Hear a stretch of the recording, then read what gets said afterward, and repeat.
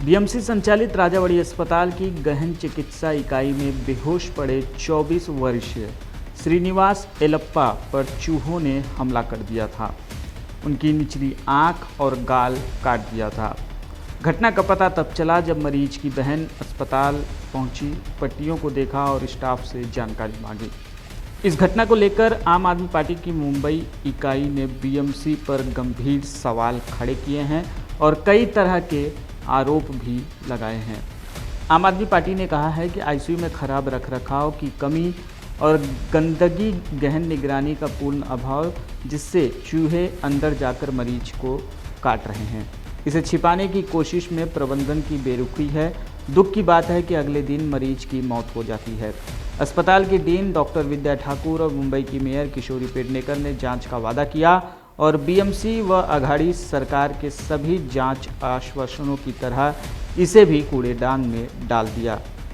आम आदमी पार्टी ने आरोप लगाते हुए कहा कि आईसीयू की गहन सेवाओं को एक एजेंसी और आउटसोर्स किया गया था। हमने एजेंसी के खिलाफ कार्रवाई की मांग की, लेकिन जब डीन और मेयर दोनों ने उसका बचाव किया और इसे प्रशासन पर डाल दिया तो आश्चर्य हुआ। यह घटना जब हुई तब एजेंसी के डॉक्टर क्या मरीज की निगरानी नहीं कर रहे थे? क्या उन्हें पहले स्वच्छता की कमी पर शिकायत नहीं करनी चाहिए थी? क्या उन्हें रिश्तेदारों को सूचित नहीं करना चाहिए था? इस तरह के सवाल आम आदमी पार्टी ने बीएमसी से पूछे। बीएमसी अस्पताल में घोटाले का आरोप लगाते हुए आम आदमी पार्टी की प्रवक्ता प्रीति शर्मा मेनन ने कहा कि अस्पतालों के 133 आईसीयू बेड एजेंसियों को आउटसोर्स किए गए हैं, जो ज़्यादातर अप्रत्यक्ष रूप से नौकरशाहों और राजनेताओं की कंपनियां हैं। प्रतिदिन 2200 रुपये प्रति बेड की दर से यह प्रतिदिन 2,92,000 रुपये खर्च किए जाते हैं।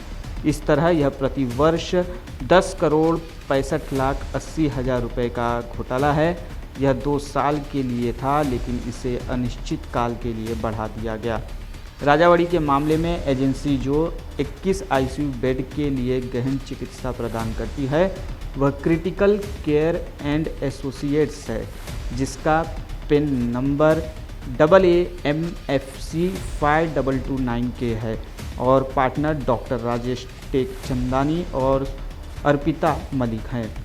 आम आदमी पार्टी ने कहा कि दिलचस्प बात यह है कि वह बीएमसी की सेवानिवृत्त चिकित्सक डॉक्टर सीमा मलिक की बेटी हैं, जो डीन डॉक्टर विद्या ठाकुर की बॉस रही हैं। महामारी के दौरान और 10 बेड बढ़ा दिए गए और बिना नए टेंडर के उसी एजेंसी को ठेका दिया गया, लेकिन 3,800 रुपये प्रति बेड प्रतिदिन के हिसाब से। आम आदमी पार्टी ने कहा कि यहाँ सवाल यह है कि क्या क्रिटिकल केयर एंड एसोसिएट्स एक वैध वेंडर है? मई 2018 के एक रेट सर्कुलर से पता चलता है कि क्रिटिकल केयर एसोसिएट्स को क्रिटिकल केयर एंड एसोसिएट्स में पेन से बदला गया। क्रिटिकल केयर एसोसिएट्स का पेन नंबर AAGFC2734F है और इसके पार्टनर रेवा शंकर अवस्थी और डॉक्टर राजेश टेकचंदानी हैं और सर्कुलर के मुताबिक इसका पता 39C Bhagwati society, linking road, Santa Cruz west, Mumbai है। आम आदमी पार्टी ने मांग करते हुए पूछा कि बीएमसी कर्मचारी बीएमसी से कोई ठेका कैसे प्राप्त कर सकता है? क्या क्रिटिकल केयर एंड एसोसिएट्स वह कंपनी है जिसने वास्तव में टेंडर हासिल किया था, या मलिक परिवार ने मिलते जुलते नाम की कंपनी से बीएमसी को अंधेरे में रखकर डॉक्टर टेकचंदानी की दूसरी फर्म से ठेका ले लिया था? निविदा मानदंडों के अनुसार ठेका लेने वाली कंपनियों के पास बड़े टर्नओवर के साथ कम से कम 3 साल का कार्य अनुभव होना चाहिए, लेकिन क्रिटिकल केयर एंड एसोसिएट्स का गठन इस टेंडर से केवल 1 वर्ष पहले 2017 के अंत में किया गया था। ठेके को उसकी अवधि से आगे क्यों बढ़ाया गया? अगले 10 बेड 3,800 रुपये की दर से क्यों दिए गए? क्या इसका टेंडर हुआ था?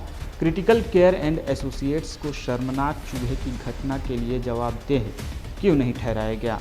आम आदमी पार्टी की प्रवक्ता मुंबई प्रभारी प्रीति शर्मा मेनन ने कहा कि स्वास्थ्य देखभाल बीएमसी की प्राथमिक जिम्मेदारियों में से एक है और मनपा प्रशासन इसे किसी भी तरह से छोड़ नहीं सकता। महामारी संकट में यह स्पष्ट हो चुका है कि हमारी सरकारों का प्राथमिक काम हमें स्वास्थ्य सेवा प्रदान करना है और बिना किसी जवाबदेही के आईसीयू जैसे सबसे महत्वपूर्ण कार्य को आउटसोर्स करना अस्वीकार्य है। बीएमसी ने स्कूलों बेस्ड लगभग सभी सेवाओं और अब यहाँ तक कि स्वास्थ्य सेवा को भी ठेके पर देना शुरू कर दिया है। तो 227 निर्वाचित नगर सेवकों और ढेर सारे नौकरशाहों की अब क्या भूमिका बचती है। का लड़का श्रीनिवास राजावाड़ी में गुजर गया और ये बात सामने आई जिस तरीके से चूहे ने उसके आँख के नीचे उसके गाल उतर लिए थे, तब एक और धक्कादायक बात सामने आई कि राजावाड़ी का आईसीयू राजावाड़ी और बीएमसी चलाते ही नहीं है, उन्होंने आउटसोर्स कर रखा है एजेंसी को। जब हमने डॉक्टर विद्या ठाकुर जो वहाँ की डीन है और जब हमने मेयर किशोरी पेडनेकर जी से रिक्वेस्ट की कि उस एजेंसी के खिलाफ एक्शन लो, तो दोनों उस एजेंसी के बचाव में खड़ी हो गई। उन दोनों ने तुरंत बोला कि नहीं उनकी गलती नहीं है। क्यों गलती नहीं है? अगर डॉक्टर उनके हैं तो जवाबदारी उनकी है।